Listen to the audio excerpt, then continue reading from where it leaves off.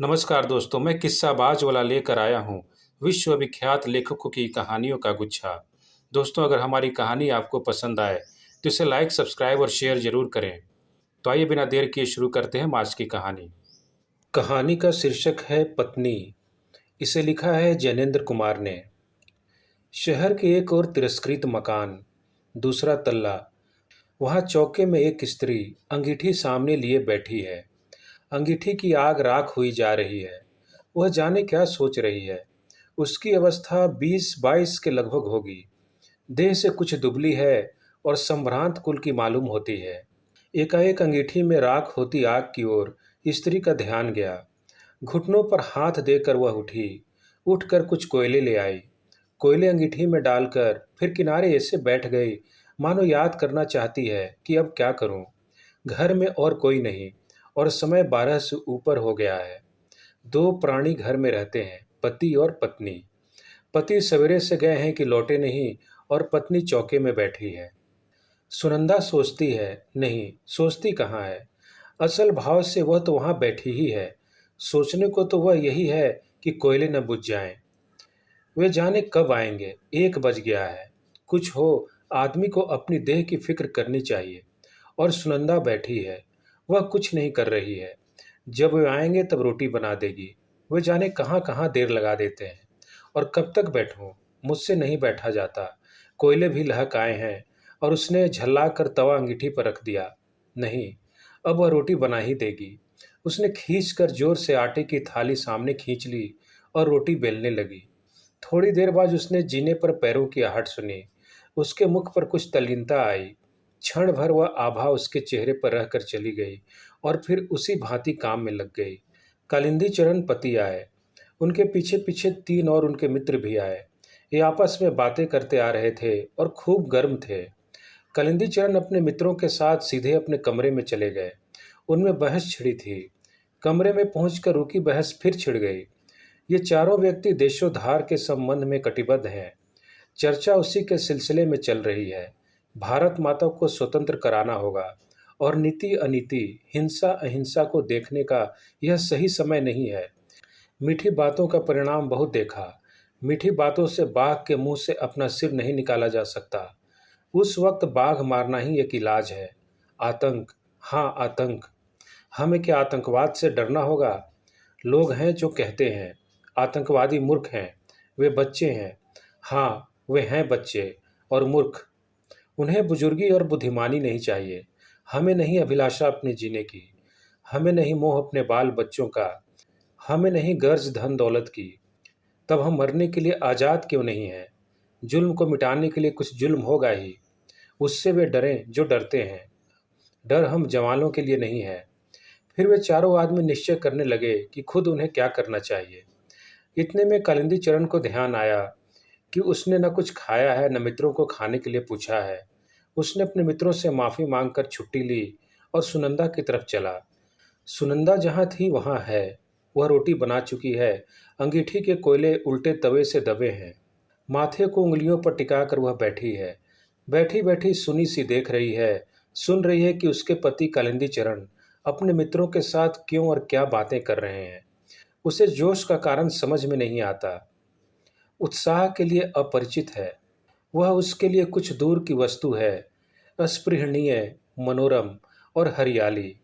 वह भारत माता की स्वतंत्रता को समझना चाहती है, पर उसको न भारत माता समझ में आती है न स्वतंत्रता समझ में आती है। उसे इन लोगों की इस जोरों की बातचीत का मतलब ही नहीं समझ में आता। फिर भी सच उत्साह की उसमें बड़ी भूख है। जीवन की हौस उसमें बूझती सी जा रही है, पर वह जीना चाहती है। उसने बहुत चाहा कि पति उससे भी कुछ देश की बातें करे। उसमें बुद्धि तो जरा कम है, पर फिर धीरे धीरे क्या वह भी समझने नहीं लगेगी? सोचती है कम पढ़ी हूँ तो उसमें मेरा क्या कसूर है। अब तो पढ़ने को तैयार हूँ। लेकिन पत्नी के साथ पति का धीरज खो जाता है। खैर, उसने सोचा उसका काम तो सेवा है। बस यह मानकर उसने कुछ समझने की चाह ही छोड़ रखी है। वह अनायास भाव से पति के साथ रहती है और कभी उनकी राह के बीच में आने की नहीं सोचती।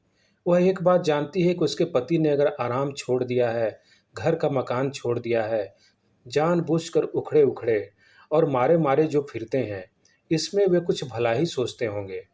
इसी बात को पकड़कर वह आपत्ति शून्य भाव से पति के साथ विपदा पर विपदा उठाती रही है। पति ने कहा भी है कि तुम मेरे साथ दुख क्यों उठाती हो, पर यह सुनकर वह चुप रह गई है। सोचती रह गई कि देखो कैसी बातें करते हैं। वह जानती है कि जिसे सरकार कहते हैं वह सरकार उनके इस कामों से बहुत नाराज है। सरकार सरकार है, उसके मन में कोई स्पष्ट भावना नहीं है कि सरकार क्या होती है। पर यह जितने हाकिम लोग हैं बड़े जबरदस्त होते हैं और उनके पास बड़ी बड़ी ताकतें हैं।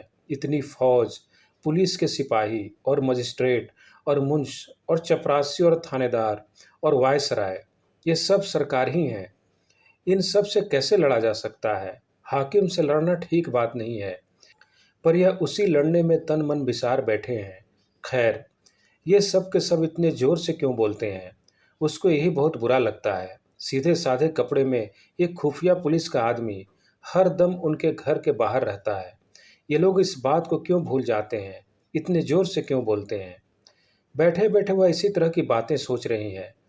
देखो, अब 2 बजेंगे, उन्हें न खाने की फिक्र, न मेरी फिक्र। मेरी तो खैर कुछ नहीं, पर अपने तन का तो ध्यान रखना ही चाहिए। इसी ही बेपरवाही से तो बच्चा चला गया। उसका मन कितना भी इधर उधर डोले, पर अकेली जब वह होती है तब भटक भटका कर वह मन अंत में उसी बच्चे के अभाव पर आ पहुंचता है। तब उसे बच्चे की वही वही बातें याद आती हैं। वे बड़ी प्यारी आंखें, छोटी छोटी उंगलियां और नन्हे नन्हे होंठ याद आते हैं। हठखेलियां याद आती हैं। सबसे ज्यादा उसका मरना याद आता है। ओह, यह मरना क्या है? इस मरने की तरफ तो उससे देखा ही नहीं जाता। यद्यपि वह जानती है कि मरना सबको है, उसको मरना है, उसके पति को मरना है, पर उस तरफ भूल से क्षण भर देखती है तो भय से भर जाती है। यह उससे सहा नहीं जाता। बच्चे की याद उसे मथ देती है। तब वह विहल होकर आंखें पोंछती है और हठात इधर उधर की किसी काम की बात में अपने को उलझा लेना चाहती है। पर अकेले में वह कुछ करे, रह रहकर वही याद, वही वही मरने की बात उसके सामने हो रहती है और उसका चित्त बेबस हो उठता है। वह उठी। वह उठकर बर्तनों को मांज डालेगी। चौका भी साफ करना है। ओह, खाली बैठी मैं क्या सोचती रहा करती हूँ। इतने में कलिंदी चरण चौके में आए। सुनंदा कठोर पूर्वक शून्य को देखती रही। उसने पति की ओर नहीं देखा। कलिंदी ने कहा, सुनंदा, खाने वाले हम 4 हैं, खाना हो गया? सुनंदा चून की थाली और चकला बेलन और बटलोई, खाली बर्तन वगैरह उठाकर चल दी। कुछ भी नहीं बोली। कलिंदी ने कहा, सुनती हो, 3 आदमी मेरे साथ और हैं। खाना बन सके तो कहो, नहीं तो इतने में ही काम चला लेंगे। सुनंदा कुछ भी नहीं बोली। उसके मन में बेहद गुस्सा उठने लगा। यह उससे क्षमा प्रार्थी से क्यों बातें कर रहे हैं? हंसकर क्यों नहीं कह देते कि कुछ और खाना बना दो, जैसे मैं गैर हूँ? अच्छी बात है, तो मैं भी गुलाम नहीं हूँ कि इनके ही काम में लगी रहूं। मैं कुछ नहीं जानती खाना वाना, और चुप रही। कलिंदी चरण ने जरा जोर से कहा, सुनंदा। सुनंदा के जी में ऐसा हुआ कि हाथ की बटलोई को खूब जोर से फेंक दे। किसी का गुस्सा सहने के लिए वह नहीं है। उसे तनिक भी सुध न रही कि अभी बैठे बैठे इन्हीं अपने पति के बारे में कैसी प्रीति की और भलाई की बातें सोच रही थी। इस वक्त भीतर ही भीतर गुस्से से घुट कर रह गई। क्यों, बोल भी नहीं सकती? सुनंदा नहीं बोली तो अच्छी बात है, खाना कोई नहीं खाएगा। यह कहकर कलिंदी तैश में पैर पटकते लौटकर चले गए। कलिंदी चरण अपने दल में उग्र नहीं समझे जाते, किसी कदर उदार समझे जाते हैं। सदस्य अधिकतर विवाहित हैं। कलिंदी चरण विवाहित ही नहीं है। वह एक बच्चा खो चुके हैं। उनकी बात का दल में आदर है।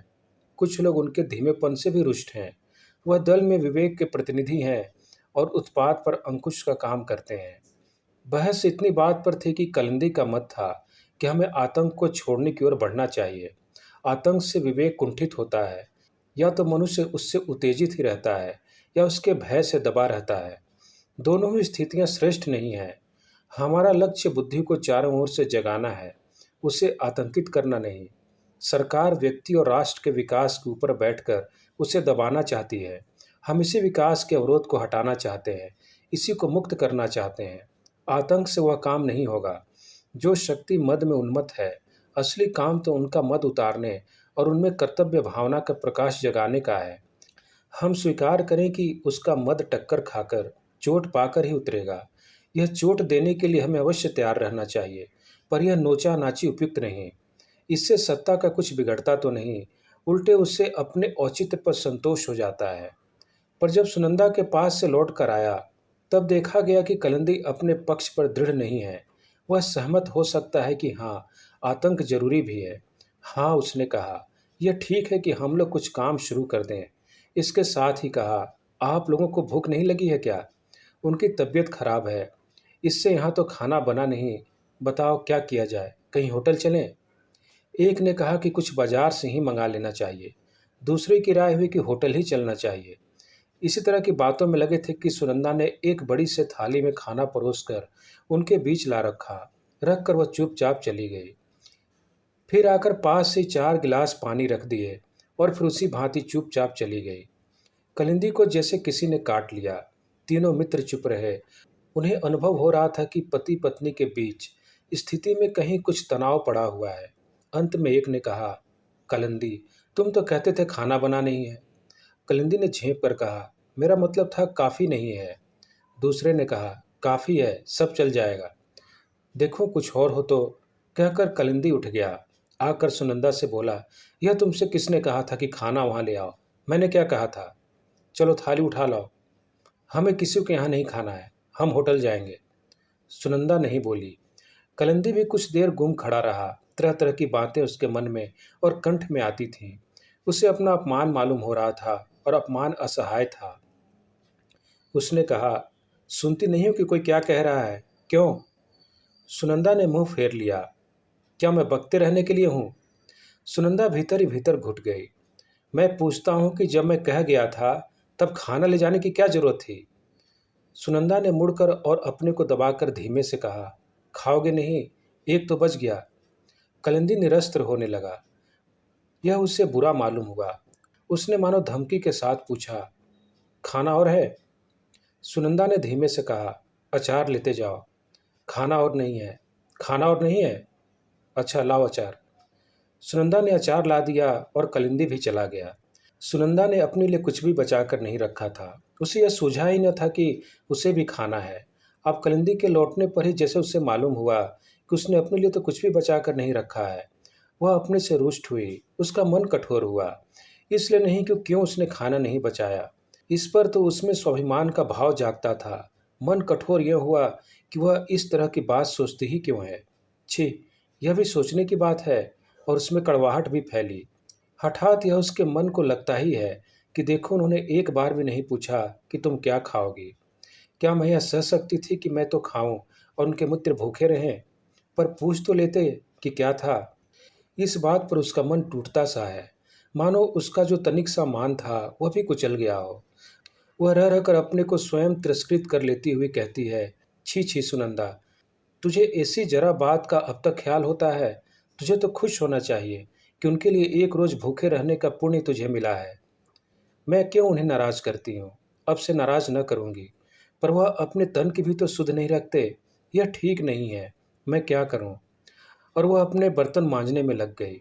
उसे सुन पड़ा कि वे लोग फिर से जोर शोर से बहस करने में लग गए हैं। बीच बीच में हंसी के कहकहे भी उसे सुनाई दिए। ओह!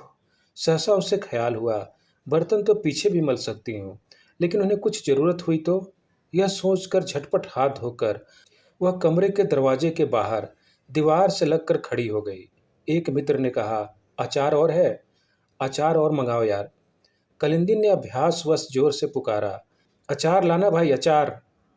मानो सुनंदा कहीं बहुत दूर हो, पर वह तो बाहर लगी खड़ी ही थी। उसने चुपचाप अचार लाकर रख दिया। जाने लगी तो कलिंदी ने तनिक स्निग्ध वाणी से कहा, थोड़ा पानी भी लाना। और सुनंदा ने पानी ला दिया।